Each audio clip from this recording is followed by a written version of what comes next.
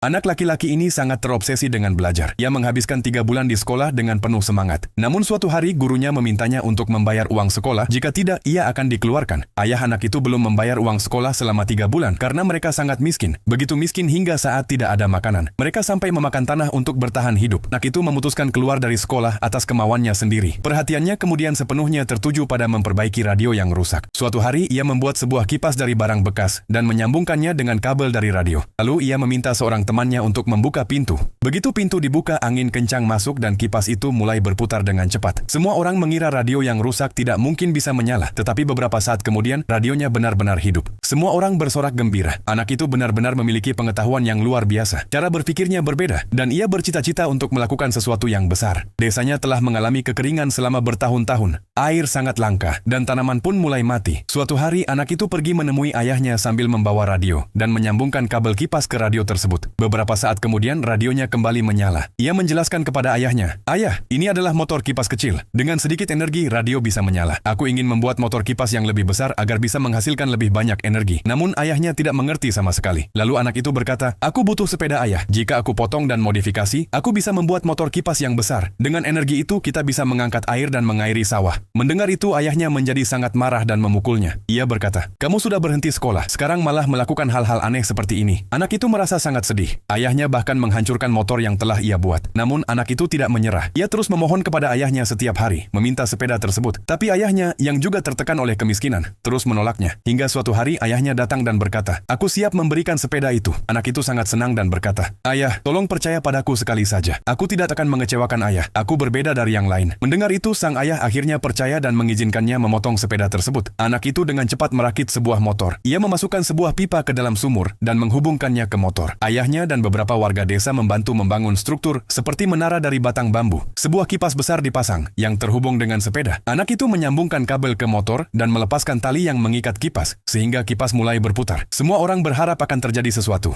Anak itu berdiri penuh semangat. Suatu hari saat semua orang sedang bekerja di ladang, motor itu tiba-tiba mulai berfungsi. Semua orang memperhatikan dengan seksama. Lalu sedikit air mulai mengalir dari pipa. Perlahan-lahan, alirannya makin deras. Semua orang bersorak kegirangan. Untuk pertama kalinya, sang ayah memeluk anaknya.